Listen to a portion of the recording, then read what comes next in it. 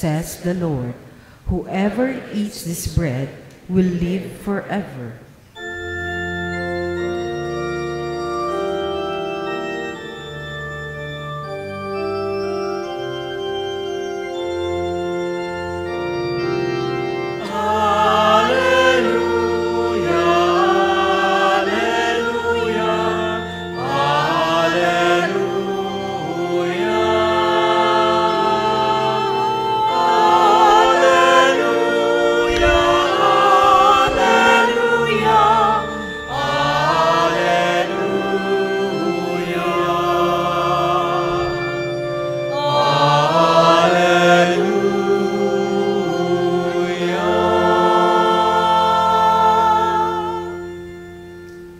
The Lord be with you. And with your spirit. A reading from the Holy Gospel according to Mark.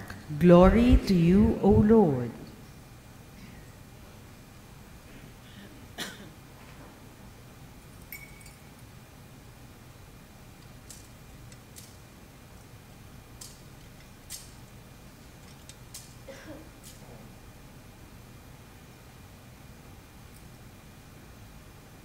On the first day of the Feast of Unleavened Bread, when they sacrificed the Passover lamb, Jesus' disciples said to him, "Where do you want us to go and prepare for you to eat the Passover?"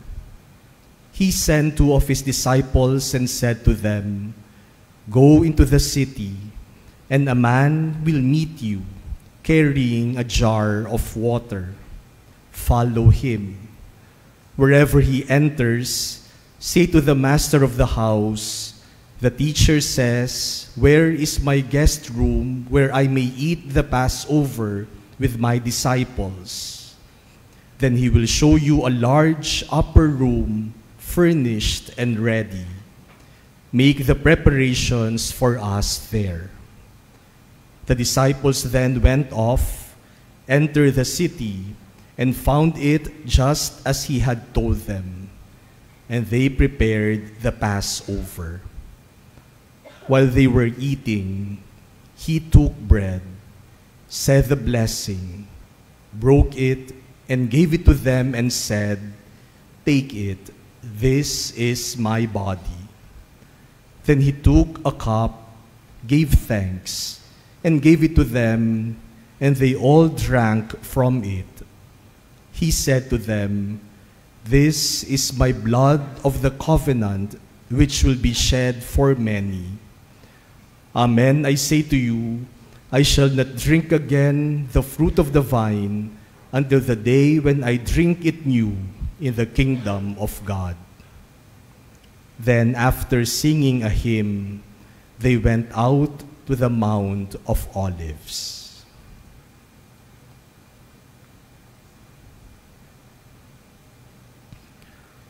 The Gospel of the Lord. Praise to you, Lord Jesus Christ.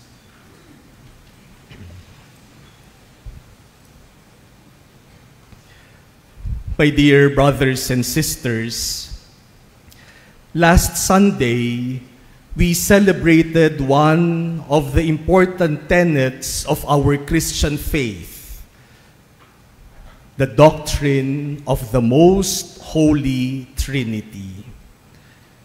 We believe in one God, and this one God has 3 divine persons.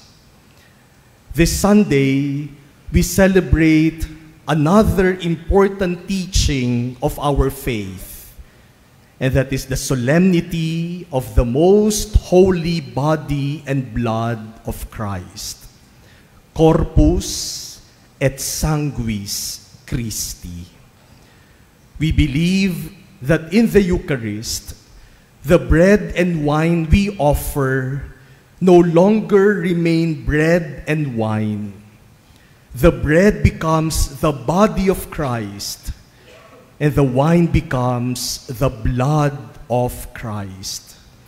The body and blood of Christ given to us.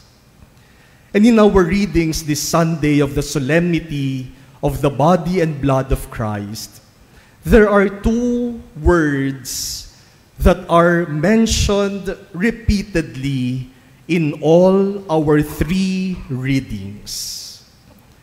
And these are covenant and blood. Covenant and blood. What is a covenant?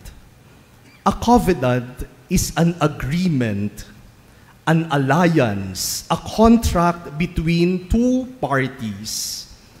And usually, a covenant or an agreement or a contract is sealed with a sign. The sign can be a handshake. Dati-rati naman po, noong unang panahon, kapag nagkakasundo ang mga tao, sapat na ang salita. Hindi na kailangan ng dokumento. Kung ano yung sabihin mo at ano yung sabihin ko, sapat na.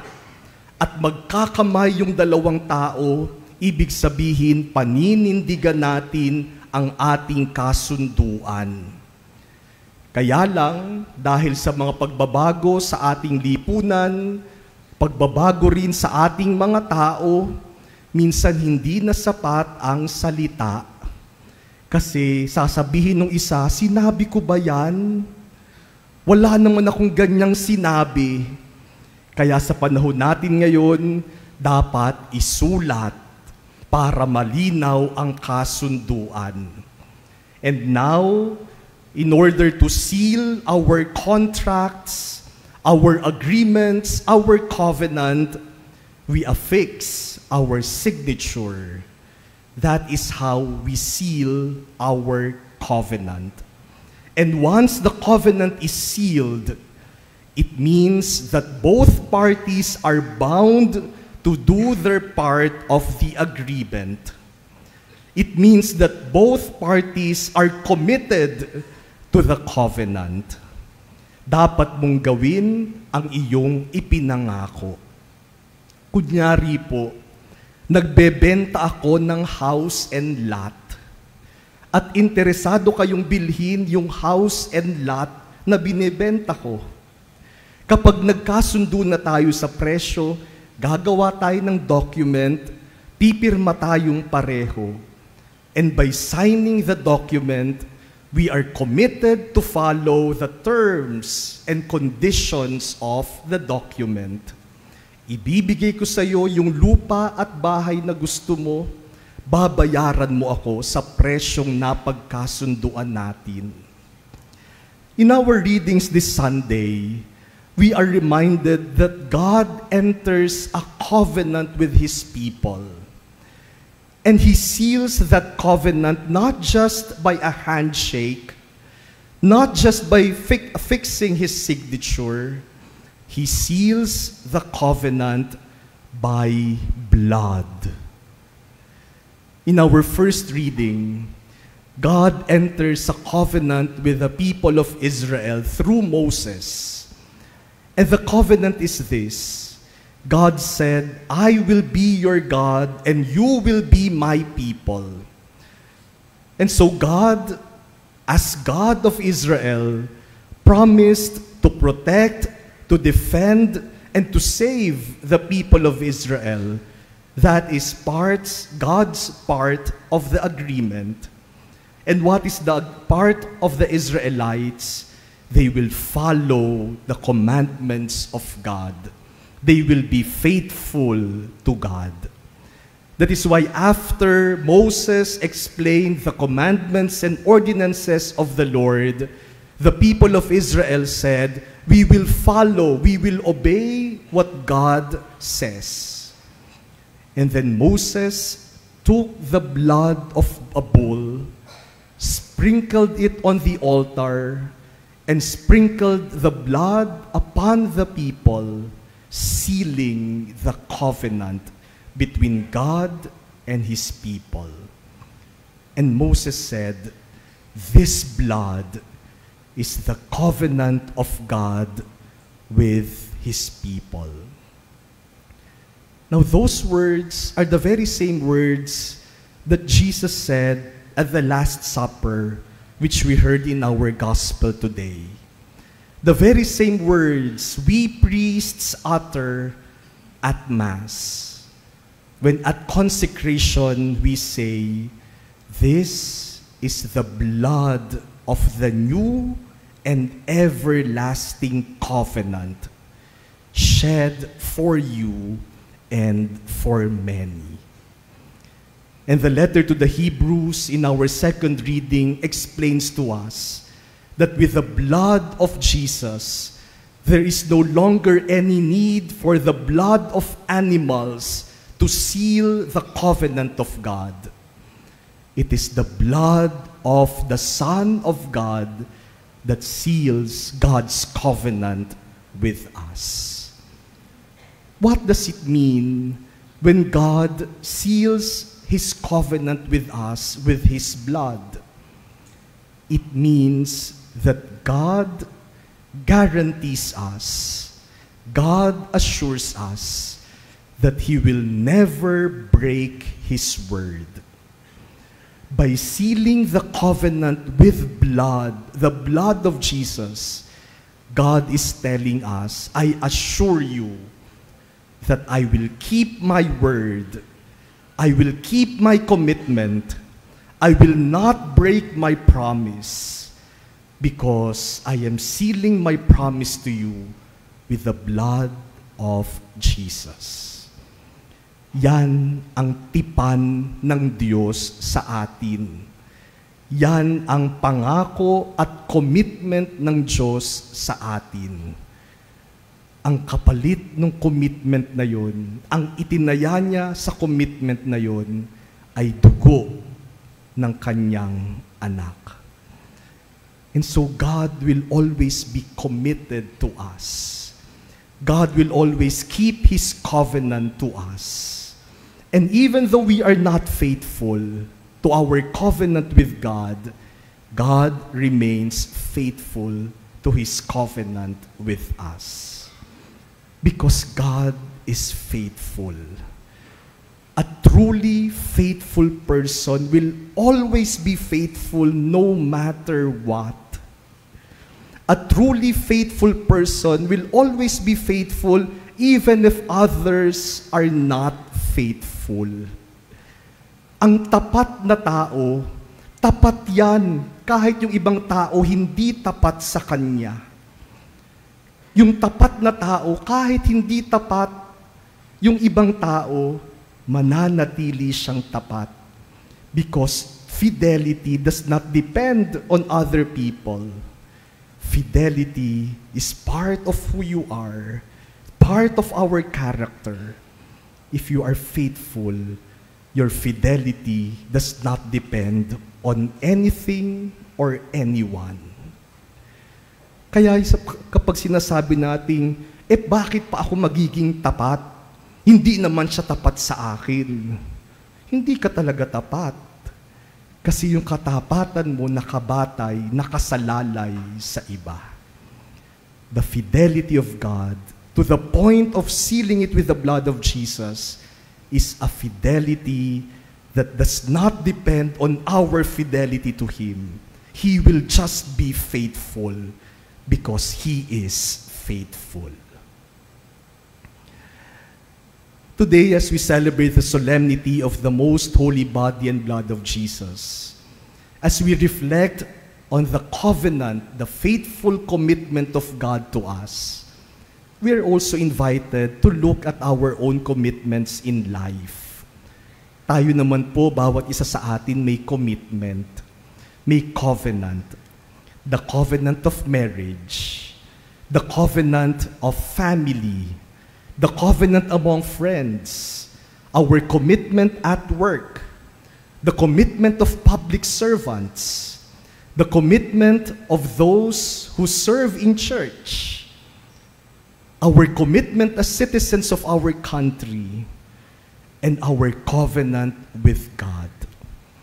Kamusta na po ba ang ating mga commitments? Kamusta na ang ating mga covenant sa buhay? You know, there are people who are afraid of commitments. Ayaw mag-commit. Palaging play safe. Hindi nagko-commit. May mga tao naman na nagko-commit pero conditioned. May kondisyon at may sukat ang commitment. Yung bang nagko-commit pero yung commitment panapanahon lang. Nagko-commit pero yung commitment kapag gusto ko lang. May commitment pero yung commitment kapag masaya at madali lang. O kaya yung commitment sa simula lang. Kamusta ang ating commitment? May mga naglilingkod sa simbahan na yung commitment ganyan, may kondisyon at kalkulado. Father, magse-serve ako committed ako mag-serve kay Lord. Pero pwede bang dun lang sa schedule na pwede ako? Magko-commit na maglingkod. Pero kapag hindi na siya ang nasusunod, kapag hindi na nasusunod yung gusto niya, hindi na magse-serve. Ayoko na dyan. Hindi ako nasusunod dyan. May kondisyon ang pag-commit ng sarili. Or even in the covenant of marriage, sa kasal, mangangako yung mag-asawa, for better or for worse, for richer or for poorer, in sickness and in health, till death do us part. Pero kapag dumating na yung worse, yung poorer, yung sickness, ayaw na. Sasabihin, Father, pwede bang death na lang para part na kaagad? You know, when I was still at the Manila Cathedral, I met a couple who was married at the Manila Cathedral in 1959. And every year, on their anniversary, they will come to the Manila Cathedral, attend Mass, and renew their wedding vows. Every year. Kaya nakilala ko po sila. Kasi taon-taon, sa araw ng kanilang anniversary, nandun silang mag-asawa. And so, one day, I talked to them after the Mass, at tinanong ko sila, ano po bang love story nyo? Paano po ba kayong nagkakilala? Paano kayong na-develop sa isa't isa? Sabi nung babae, sabi niya, kasi Father, dati, nagtatrabaho ako sa post office. At siya naman, kartero, mailman. And so every day, he would come to the post office to pick up letters. Kaya nagkikita kami araw-araw.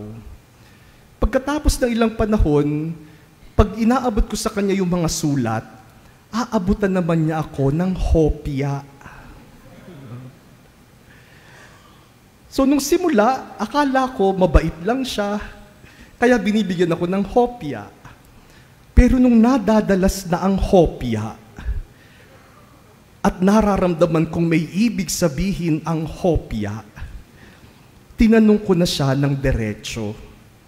Sabi ko sa kanya, ano ang ibig mo sabihin sa hopya? At doon umamin yung lalaki. Tinanong siya, pwede ba kitang ligawan? Nang sabihin daw yun ng lalaki, sabi niya kaagad, bago ko sagutin yan, tatanungin muna kita. Kaya mo ba akong panindigan hanggang wakas? Dahil kung hindi mo ako kayang panindigan hanggang wakas, wag na nating simulan. At sumagot daw yung lalaki, kaya kitang panindigan hanggang wakas. And you know, they stayed together for 59 years. We were preparing for their 60th wedding anniversary. Unfortunately, months before the anniversary, the wife passed away. 59 years. Pinanindigan talaga hanggang wakas. And that is what God tells us every time we celebrate the Eucharist. Sa Eucharistia, sinasabi ni Jesus sa atin, kaya kitang panindigan hanggang wakas. Every time we receive the body of Jesus, and every time we pray before the Blessed Sacrament, may we be reminded of the covenant that God made with us, sealed with the blood of Jesus. May the body and blood of Jesus help us not to be afraid of commitments. May the body and blood of Jesus help us to be true to our commitments, to be faithful to our covenants, even to the point of giving our own life, even to the point of offering our own body and blood like Jesus.